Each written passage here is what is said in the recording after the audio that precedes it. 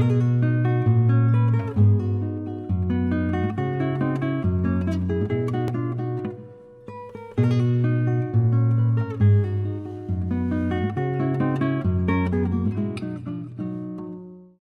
benvinguts. Anem a iniciar aquesta conferència del dia d'avui, que correspon al 38è cicle de conferències de la Societat Andorrana de Ciències, 38, que aviat estan dits, però han tingut una llarga evolució. I avui volem commemorar i recordar que fa 500 anys que es va morir l'Antonio de Nebrija. És una efemèride que ha passat una mica desapercebuda, tot i que la seva obra va ser molt important i a més es va difondre àmpliament. La seva gramàtica la va publicar 3 mesos abans de que Colón arribés a Amèrica, i tot i així ens en servim, i tot i així la va poder publicar i imprimir i va servir de base a altres. I per tant pensàvem que era una efemèride digna de que la recordéssim i en poguéssim parlar més exhaustivament. Per aquesta raó li vam demanar a la nostra especialista en literatura, a la Fabiola Sofia Masegosa, que forma part, que és cap de la secció de literatura de la Societat Andorrana de Ciències. Ella va tenir una llicenciatura de Filologia Hispànica, un doctorat de Filologia Catalana, a més és traductora jurada, és professora i també és editora recentment, des de l'any passat, que també té una editorial. Pensem que és la persona més apropiada per posar-nos una mica amb solfa tota l'obra que va fer Antonio de Nebrija, que ell ha titulat Primer humanista hispànic. Trobareu més àmpliament el seu currículum en uns fulletons que hi ha aquí a l'entrada i sense més ja li passo la paraula a ella. Endavant. Moltes gràcies. Bona tarda a tothom.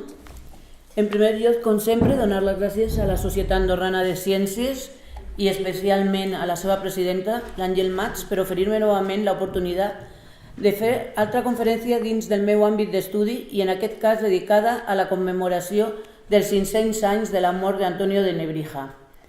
En primer lloc, dic que Nebrija, segons explica ell mateix als seus escrits, tenia un ambiciós projecte lingüístic, un gran repertori lèxic, la gramàtica i l'ortografia. El repertori lèxic constava de 3 parts, 2 diccionaris majors i el tercer un gran diccionari llatí amb les veus de dret, medicina i teologia, un instrument pensat per als estudis universitaris de l'època. Mai va acabar aquest repertori, però va anar publicant per separat diversos apartats de les diferents parts que el conformaven. La seva obra va tenir una gran influència en el món universitari, tant espanyol com europeu, sent una de les cimeres de l'humanisme a Espanya, ja que constitueix un recull del llegat clàssic fet amb la intenció de revitalitzar l'estudi de les llengües vives.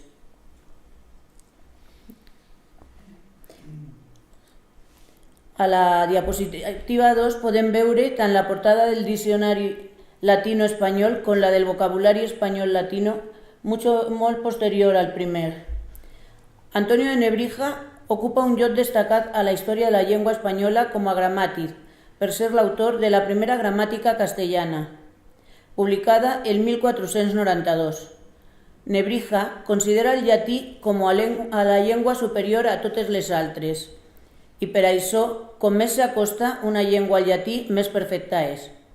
Això fa que la gramàtica castellana sigui una gramàtica a l'antiga manera llatina, és a dir, una gramàtica tradicional, normativa, descriptiva, prescriptiva i taxonòmica, perquè la seva funció era indicar a l'estudiant o al lector com s'havia de parlar i d'escriure. També és autor del que es creia el primer diccionari llatí-espanyol, aquell mateix any, però que actualment s'ha descobert que Alfons de Palència ja n'havia escrit un altre abans del març de 1442, que és quan es va publicar el de Nebrija, que conté un pròleg dedicat a Isabel la Catòlica, referint-se com a reina de Granada. Per tant, l'imprès de Nebrija havia de ser posterior a la conquesta de Granada, el gener de 1492. En aquesta diapositiva podem veure una pàgina de les primeres entrades de la lletra A i del pròleg del Diccionari llatí-espanyol de Palència.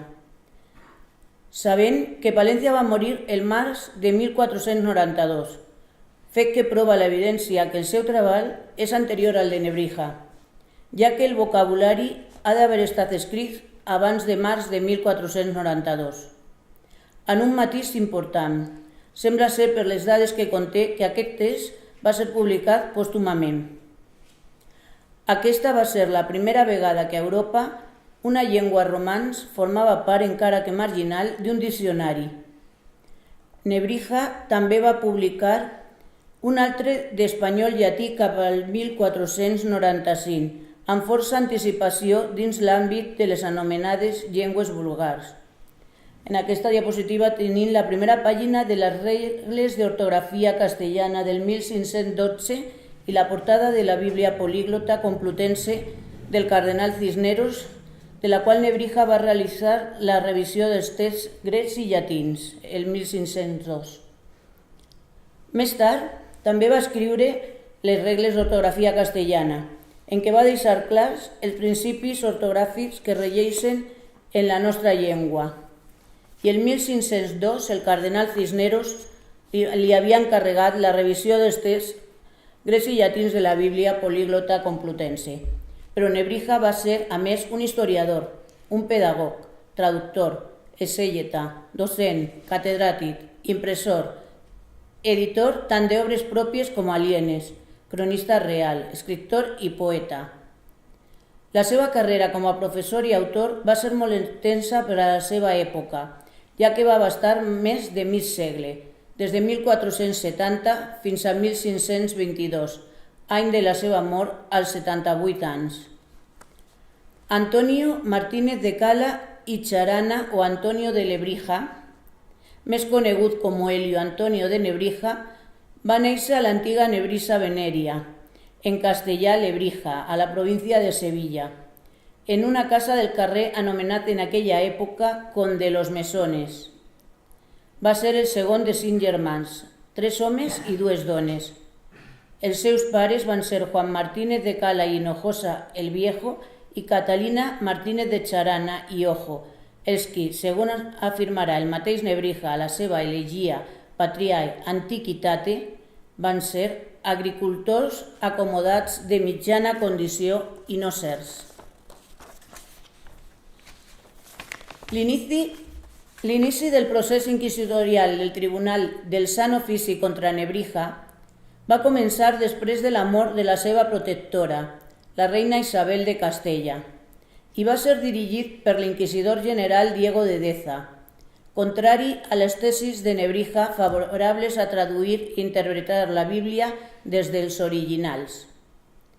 Si es va tancar sense que Nebrija arribés a trepitjar les presons inquisitorials, va poder ser perquè el 1507 Francisco Jiménez de Cisneros va substituir Deza al capdavant del tribunal. Va ser a Cisneros a qui va dirigir Nebrija la seva apologia, editada per Arnau Guillén de Brocar a Logroño, probablement a l'estiu de 1507. Al clima d'antisemitisme cristià del segle XV a Castella es podria deure el fet que Nebrija mai no escrivís sobre els seus orígens, ja que alguns investigadors pensen que la seva mare era d'una família jueva sevillana convertida al catolicisme. Encara que pugui semblar que el seu estudi profund de l'hebreu evidenciaria aquesta ascendència, Nebrija va ser sotmès a un procés inquisitorial, com ja hem dit abans, en què els inquisidors no van invocar ni van utilitzar aquesta condició com a agreujant de l'acusació. A més, el seu fill Sancho, el 1506, el mateix any que el seu pare va patir el procés inquisitorial a Salamanca, va poder presentar sense cap problema les provances de netella de sang que se l'exigien per ingressar al Col·legi dels Espanyols de Bolonya, al qual també havia pertangut el pare.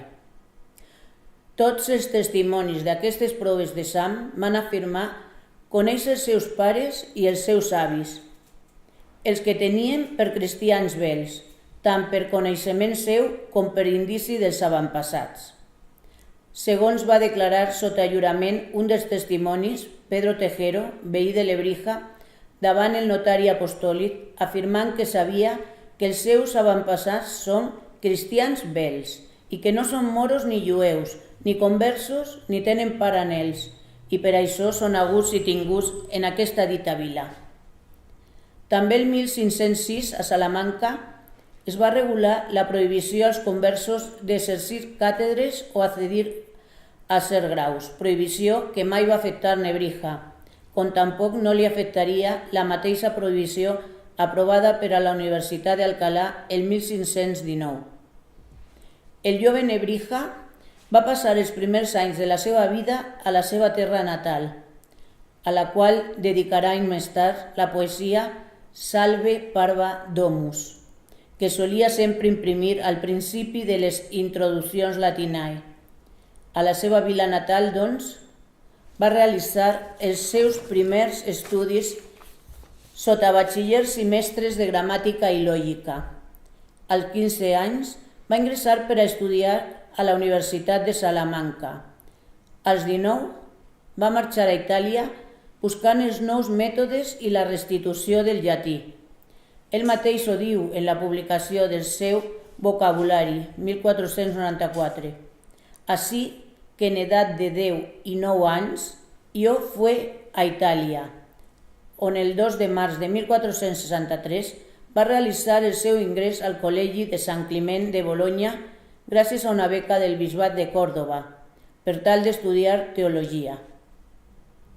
Va continuar allí els seus estudis fins al 1470. Ell mateix confessa que el seu desig era aprendre noves coses dels grans mestres de l'humanisme, la font dels quals era aleshores Itàlia, i poder introduir nous mètodes a les universitats espanyoles, sobretot en l'ensenyament del llatí. Quan va tornar a Espanya, el va nomenar Alonso de Fonseca, arquebisbe de Sevilla, perquè fos un dels seus, com ell mateix Nebrija escriu.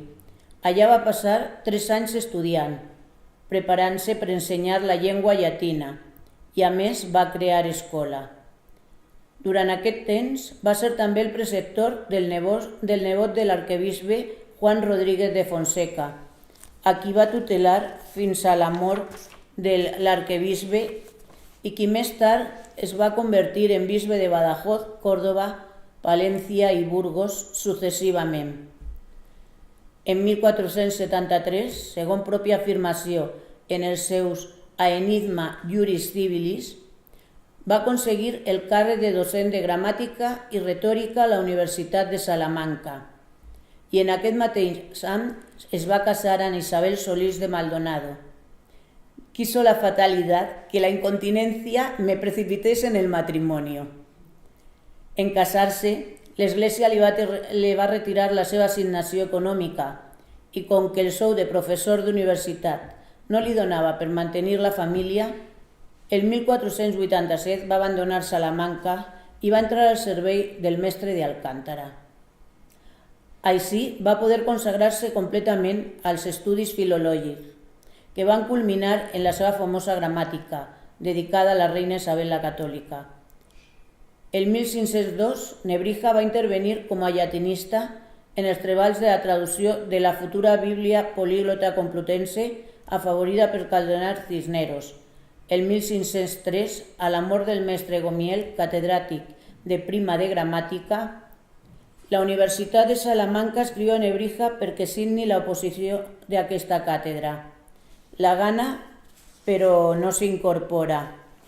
Renuncia i se segueix dedicant a la feina de la Bíblia políglota. Aquest fet coincideix també en el nomenament de Juan de Zúñiga com a cardenal de Sevilla i possiblement també influís en l'actitud de Nebrija el desig del seu prelat que el filòleg seguís en ell en aquests moments. A més, la tasca docent li consumeix moltes hores de la seva feina per acabar obtenint uns resultats molt limitats tant en la difusió dels seus coneixements com en els objectius que perseguia, a més de no tenir una posició econòmica folgada. Tot això li empeny a acceptar la feina que li ofereix Zúñiga. En aquesta tenim la portada del Viat Potestate Literatum i la portada de les sàtires d'Aulo Persio Flaco. Aquest mateix any també publica a Salamanca el seu De Viat Potestate Literatum, que és una ampliació de la Repetitio Secunda, i a Sevilla el Persius, comentari de Nebrija sobre les sàtires de l'obra de Persius, sobre aquesta obra que he posat aquí la portada. Totes dues obres estan dedicades a Juan de Zúñiga. Aquest mor el 1504 i el 2 de març de 1505 Nebrija pren novament possessió de la càtedra de Salamanca, després d'abans, com ja hem indicat, haver-s'hi oposat.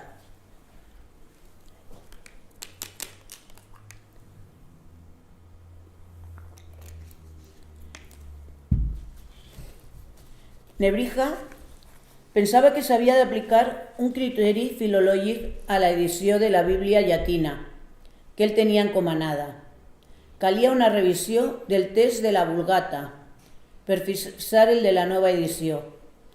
L'actitud de Nebrija diferia de la dels teòlegs de l'equip, que sostenien que els textos no s'havien de modificar. Aquests convencen Cisneros i Nebrija es retira de l'equip. El 1506 va llegir la seva tercera repetitio, De Peregrinarum Dictionis Assentu, i va publicar un diccionari del dret civil, el Juris Civilis Lexicon, en el mateix volum que altres treballs seus de la mateixa matèria. La obra conjunta es va anomenar Aenigmata Juris Civilis, encara que no tots els exemplars conservats d'aquesta primera edició contenen el conjunt d'obres a què acabo d'al·ludir. El 1507 va pronunciar la seva quarta repetitio, d'Etimologia Dictionis, que probablement mai es va arribar a publicar. De Literis Hebraicis i de Literis Graecis són també d'aquell any. Tots dos tractadors es van consagrar principalment a assumptes de fonètica, ortografia i pronunciació de l'hebreu i el grec respectivament.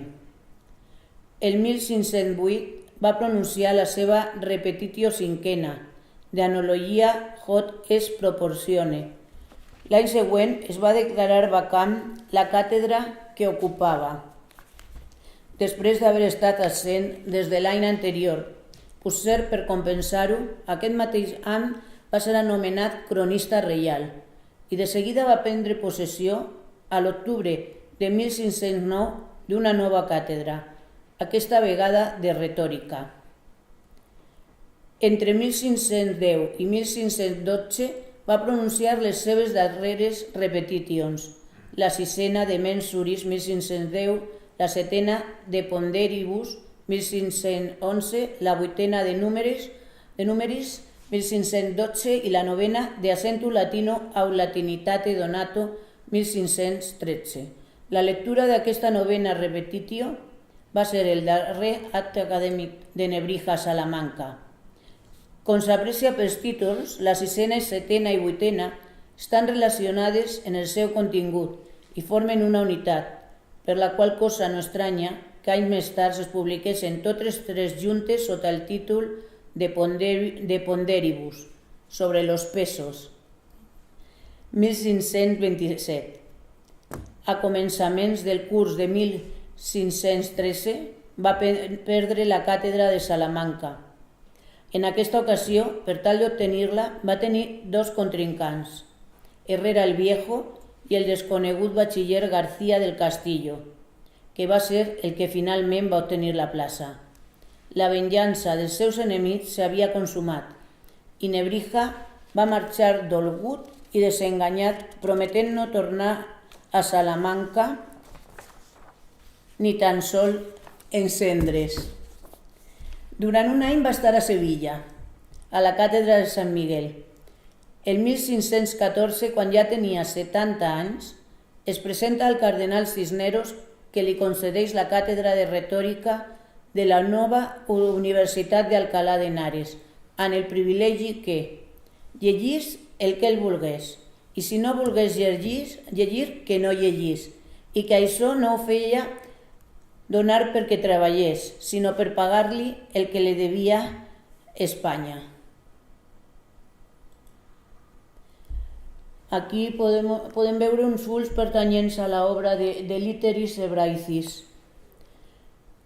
Nebrija, per tant, va demostrar els seus coneixements d'hebreu a la seva obra de Literis Hebraicis, 1515, primeres transcripcions fonètiques de l'hebreu al llatí i al castellà, les seves interpretacions de la Bíblia a partir dels originals hebreus i grecs i no del llatí, amb el suport que d'altres hebraistes d'orígens jueus li van crear nombrosos problemes, com ja hem dit abans, amb les autoritats eclesiàstiques i acadèmiques de Salamanca i posteriorment d'Alcalà.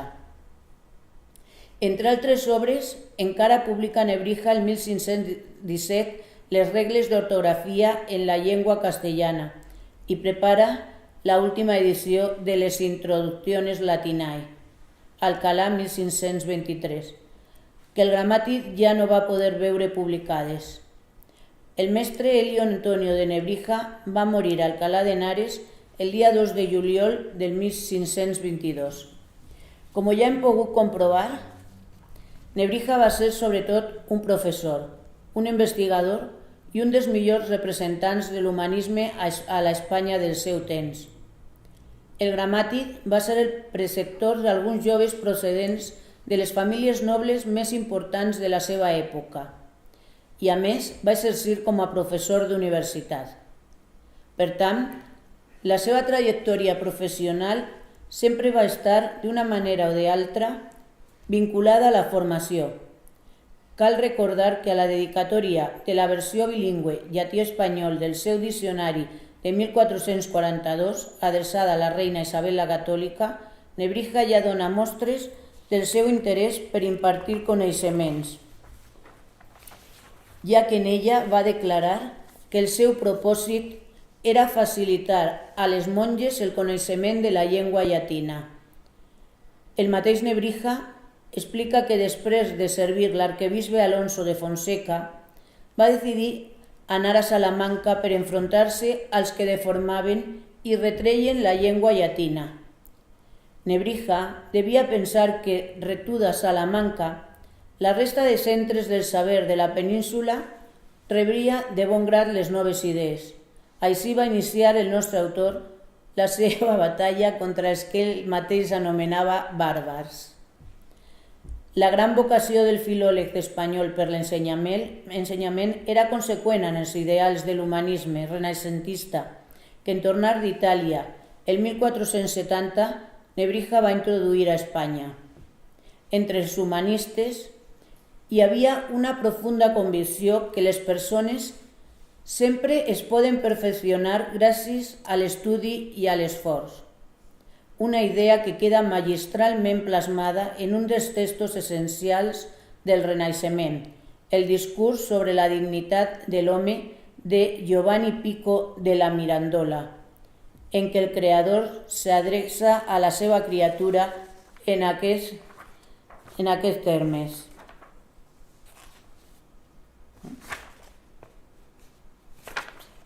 La naturalesa conté altres espècies dins d'unes lleis establertes per mi, però tu, a qui res no limita, pel teu arbitri, entre les mans del qual jo t'he entregat, et defineixes a tu mateix.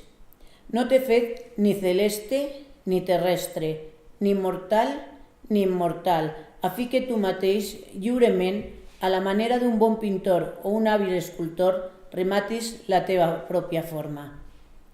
Aquesta tasca esmentada de rematar la pròpia forma, a què al·ludeix en el seu escrit Giovanni Pico de la Mirandola, que Nebrija va interpretar encertadament com el fet d'enriquir els coneixements dels seus alumnes, va ser a la qual Nebrija va dedicar tota la seva vida.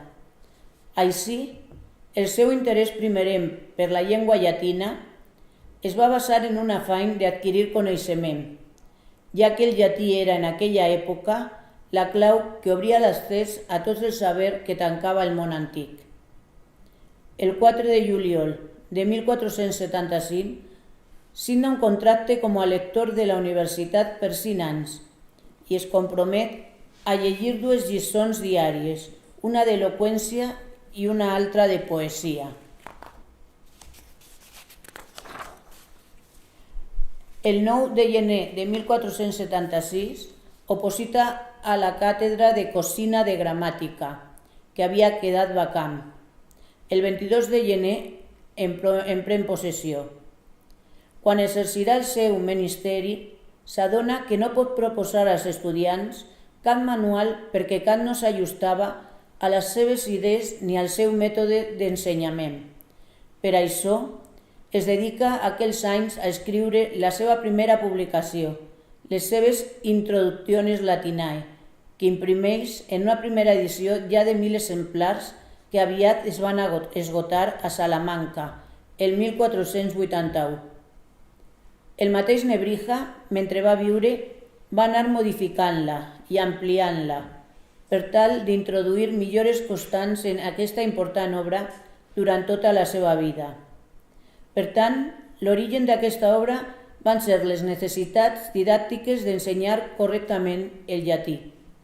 Es tracta d'un tractat que va ser el que més fama i diners li proporcionaria entre tota la seva extensa producció, ja que va ser imprès i editat més d'un centenar de vegades en vida de Nebrija, no només a la península ibèrica en espanyol i català, sinó també a bona part d'Europa. Va ser imprès diverses vegades en impremtes de París, Venècia, Lió, Bordeus, Llemotges, Tolosa o Colònia, entre d'altres, sent un dels manuals de gramàtica llatina més utilitzats en l'educació europea del segle XVI. Aquí tenim la portada i unes pàgines precisament de les Introduccions Latinae. Aquestes Introduccions Latinae van servir de llibre de text, doncs, a la Universitat de Salamanca des de l'any 1481, que van ser publicades per primera vegada fins a principis del segle XX. El humanista no podria haver redactat les introduccions sense tenir un profund coneixement de la tradició gramatical llatina, ja que per ell la gramàtica és la base de tota la ciència. Les introduccions van marcar una època a la història de l'humanisme espanyol i una nova etapa a la cultura del nostre país, ja que l'ensenyament de la baixa edat mitjana havia desvirtuat tant el concepte del que és la ciència com la didàctica de les diferents disciplines, i això va afectar a més el llatí, que era la llengua utilitzada en les disquisicions a l'ús, empobrint-lo i especialitzant-lo en un argot incomprensible i artificiós. Així Nebrija va arribar a la decisió de que no podia existir un desconeixement de la llengua en què estava no només fundada la nostra religió, sinó també el dret civil, la medicina, etc. D'aquí ve que els juristes amb prou feines entenen la imatge i l'ombra del seu codi i de gestos. D'aquí que els metges no llegeixen dos junts de la medicina, Plini II i Corneli Celso. D'aquí que tots els llibres en què estan escrites les arts dignes de tot home lliure lleuen en tenebres sepultats.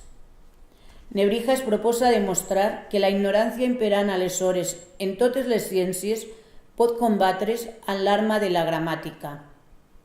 D'aquesta manera, es disposa a desarrelar la barbàrie dels homes de la nostra nació, denunciant a guerra fot i sang a quan se li oposin.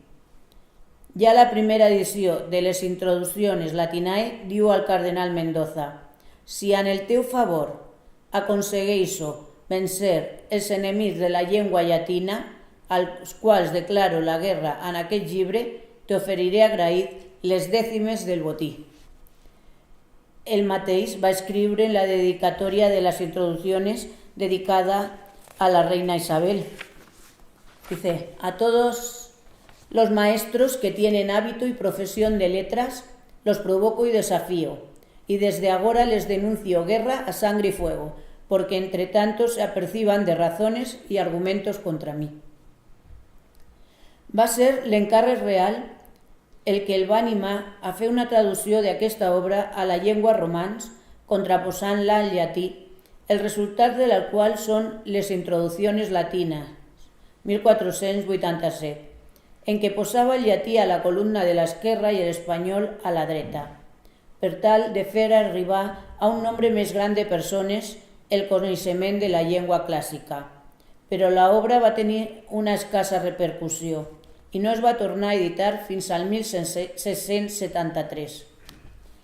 Per tant, tots els sabers necessaris per a l'educació de les persones li eren propis i la seva preocupació per la bona educació es va estendre a la formació de totes les persones, incloent-hi les dones del seu temps. A Sevilla, doncs, com ja havien assenyalat abans, va ser assignat com a mestre del nebot de l'arquebisbe Alonso de Fonseca, iniciant així la seva carrera com a educador. Per aquests anys va adoptar l'àlies d'Helio de Nebrija, per honrar la seva ciutat d'origen, plena de làpides en què figuraven els noms de Helios i Helianos a Helius, en romà. Segons el seu propi testimoni, també va ser tutor d'altres joves sevillans entre 1470 i el 1473, impartint classes a la Capella de Granada, la qual es trobava al pati dels Tarongers, darrere de la Catedral de Sevilla. En la tornada, fui convidado por letras del muy reverend padre Alonso de Fonseca, arzobispo de Sevilla. Aquest és el pati dels Tarongers de la Catedral de Sevilla. En 1473 va ser nomenat professor a la Universitat de Salamanca, on va exercir encarregant-se de les càtedres de retòrica i gramàtica. A les seves classes es va esforçar a ensenyar sempre el llatí als seus estudiants. Nebrija lluitava constantment contra la barbàrie de mediocres mestres que havia acabat corrompent el llatí i calia lluitar per restablir-lo en la seva total puresa, però no només en la gramàtica, sinó també en qualsevol altra disciplina. Va ser així com, a poc, anava pronunciant les repetitions per atacar la ignorància dels seus col·legues, cosa que li va guanyar no poques enemistats. Tenint un full de la Biblioteca Nacional d'Espanya de la repetitio segunda de Corruptis Hispanorum Ignorantia Quarandam Litteram Vocibus. El 1485 va llegir la seva primera repetitio de Membris et Partibus Grammaticae, avui desapareguda. Aquí seria necessari explicar que les repetitions consistien en repeticions de classes, suposo que algú ho sabrà, de classes impartides a la Universitat de Salamanca. I aquest era un requisit que a final de curs tots els catedràtics donessin una mena de classe pública per clausurar la seva assignatura. Normalment aquestes repetitions no es publicaven, però Nebrija va decidir enviar a la impremta 5 de les 9 que va fer.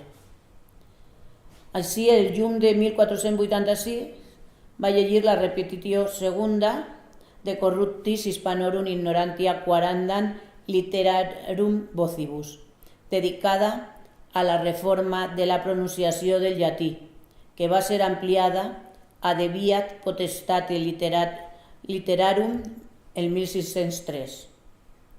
Nebrija deixa la seva càtedra de Salamanca al final del curs de l'any 1487.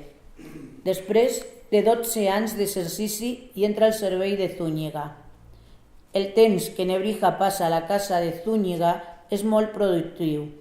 Escriu i publica la gramàtica de la llengua castellana, el diccionario latino-español, el vocabulario español-latino, la muestra de antigüedades, la tabla de la diversidad de los días, etc. Se sap que va ensenyar a la mateixa casa de Joan de Zúñiga i públicament a Santa Maria de Granada, i encara li sobrava temps per compondre en llatí l'Epitalamio que ell mateix va llegir al casament del príncep Alonso de Portugal amb la infanta Isabel, primogènita dels reis catòlics.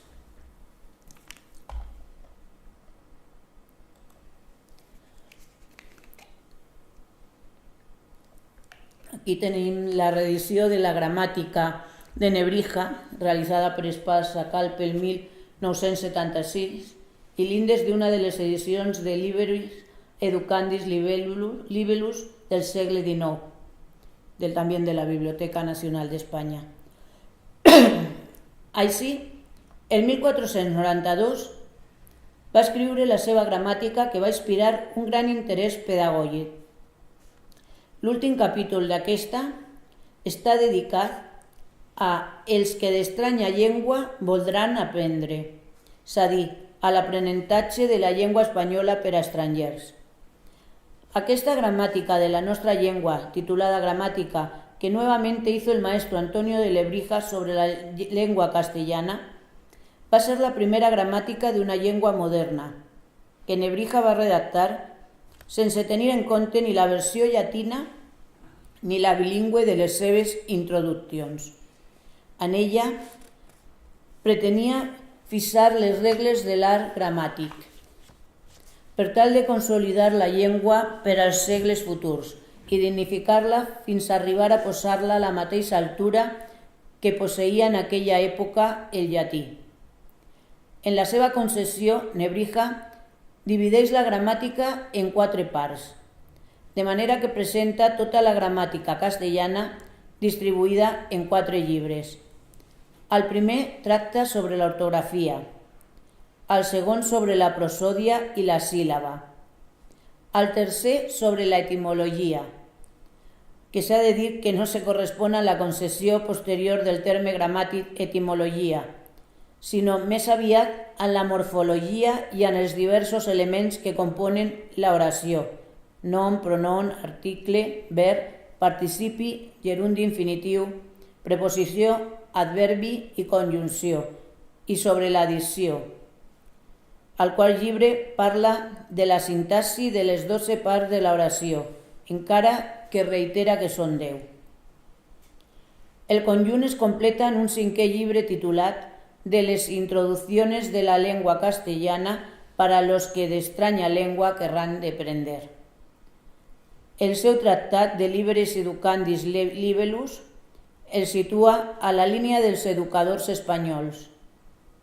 Nebrija va plasmar algunes de les seves idees sobre educació en aquesta obra monogràfica publicada el 1509. Nebrija va escriure aquest llibre dedicat a l'educació dels fills dels nobles. Va ser Miguel Pérez de Almazán, secretari del Consell d'Estat dels Reis Catòlics, qui li va fer l'encàrrec. Aquesta obra, que va restar incompleta, consta de 12 capítols, dels quals part estan dedicats a l'educador, les qualitats del qual han de ser òptimes, i part a l'educand, des de la lactància, les vestidures que deu portar el nen, l'educació física, els jocs infantils i el seu aprofitament didàctic, fins al perfeccionament de les actituds naturals, l'exploració de les vocacions, l'edat per començar els estudis, etc. D'aquest llibre se'n poden destacar 3 aspectes que revelen la modernitat de les idees de Nebrija sobre l'educació. Quin tipus de persona es vol formar, com s'han de comportar els docents i quin paper exerceix l'escola en la formació de les persones. Conseqüent a les seves idees humanistes, Nebrija propugna una formació que desplega tots els potencials de l'ésser humà, també els exclusivament corporals, i es mostra contrari als càstigs físics. Castigar a nassos els nens és una mica deforme i servil, i certament una ofensa si es tractés de persones grans. Així doncs, en el nen, a qui volem esmenar, hem de mantenir la relació amb ell respectant-lo més aviat que atemorint-lo. Nebrija insisteix també en l'ensenyament a través de l'exemple, que sempre s'ha d'atribuir a la conducta del professor o de l'educador. Assumeix el preceptor la ment del pare respecte als seus deixebles i pensi que ocupa el lloc dels qui se'ls han lliurat per a la seva educació, que no tingui vicis, ni els transmeti. Com més avici, sovint més rarament castigarà. No sigui iracum, no dissimuli, excepte quan es tracti de coses que ha de corregir. Igual que el filòsof Aristòtil, Nebrija creu que la finalitat última de l'educació és preparar per a la dedicació futura als assumptes de l'Estat. Avui dirien de la comunitat o de la societat. Per això, segons ell, la formació dels nens ha de ser responsabilitat del conjunt de la ciutadania, i encara que admet que hi ha raons que en certs casos justifiquen l'ensenyament per preceptors, reivindica obertament el paper de l'escola com a instrument de socialització. Així, propugna l'educació col·lectiva davant de la individual, a fi d'incorporar plenament el nen a la vida social. Al respecte, en el seu De Liberis Educandis Libellus afirma: qui serà un ciutadà i potser arribarà en algun moment a administrar part de la república i qui ha de viure enmig de la celebritat dels homes, s'ha d'acostumar des de petit a no temer els homes i no patir enmig d'una vida solitària i com a ombrívola. En De Mensuris, 1510, a l'interior de la qual apareix un breu glossari exclusivament llatí, s'exposen les unitats mètriques de longitud i de capacitat dels sentits. Indica que mesurar els àrids és difícil per la seva densitat variable. A més, fixa la mida de la milla, de l'estadi, del pas i del peu espanyol, una mica més petit que el romà, equivalent a un terç de la vara de Castella. Protesta contra la diversitat de mesures existents i demana una unitat de valor que serveixi de referència entre les unitats de longitud, pes i volum. Pel que fa a De Ponderibus, 1511, a l'interior de la qual també va posar un glossari llatí, aquesta repetitio està dedicada a examinar les antigues unitats de pes i capacitat. En tots dos estudis inclou un glossari amb les seves equivalències i definicions. A De Numeris, 1512, parla de les denominacions aplicades pels clàssics als números cardinals i ordinals i corregeix els errors que solien cometre's en els números romans. Així, denuncia al voltant de 30 passatges de la Bíblia on les quantitats referides per la Vulgata no es corresponen amb les que apareixen als textos hebraics en què es corregien.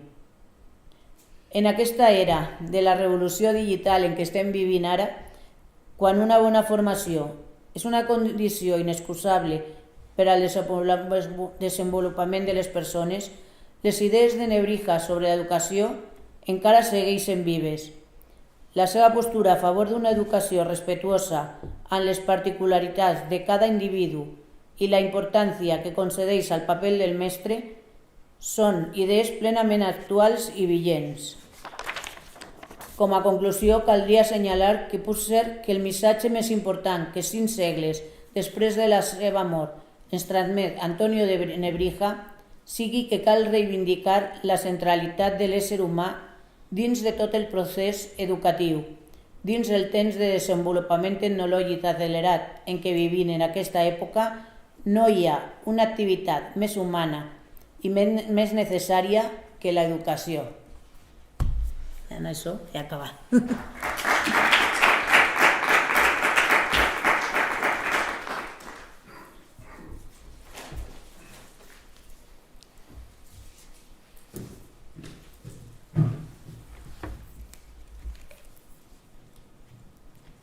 Si algú desitja fer algun comentari o alguna pregunta. Jo, comentari. Una tonteria, però ha comentat el conferenciant que als 70 anys...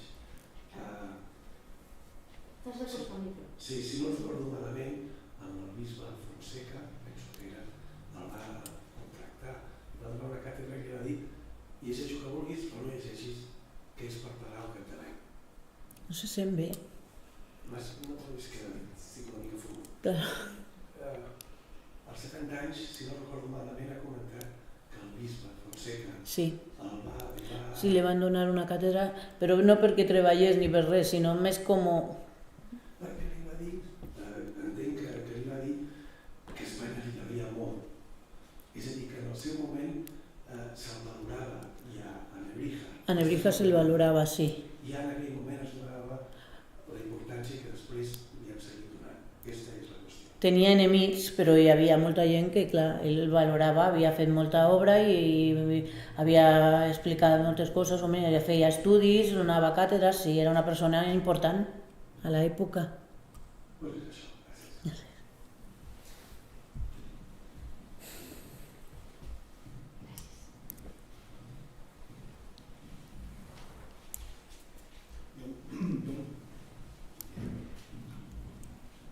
Hi ha un petit detall, bueno, m'he quedat amb una Nebrija evidentment molt renaixentista, no? Un avançat una mica, no? A l'època. I aquí mateix en aquesta diapositiva i alguna altra anterior també, la curiositat és que parla de la gramàtica de Nebrija, no? I tot Sí. en aquesta moneda que hi ha, també diu Nebrija, no pas Nebrija. En canvi, en llatí he vist que també deien Nebricensis, a més, no? Nebricensis. Sí. Quan veig que aquí el tradueixen a l'espanyol... Él va a cambiar el nom. Él va a cambiar el nom. Él se llamaba Lebrija, como el seu poble, però él va a canviar el seu nom, basant-se en el llatí. Sí, i Helio també, el va canviar, clar. Per això els espanyols, com coneixien Lebrija, el poble deien Lebrija. En canvi, es va canviar en Nebrija. El llatí, bueno, el romà, com el diu.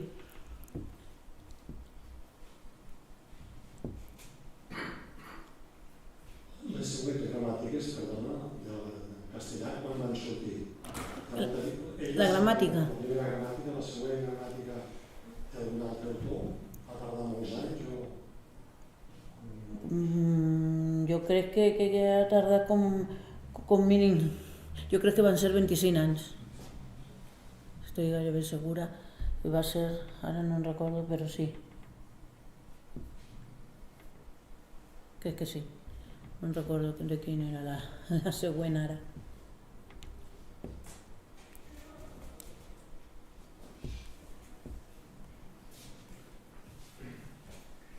Molt bé, doncs si no hi ha cap altre més comentari, us agraïm a la Fabiola Sofia tota la seva exposició, la seva recerca, perquè quan a l'assemblea de socis es trien els temes de les conferències, de vegades som molt optimistes pensant que podem parlar de molts temes i de vegades costa després poder relligar de trobar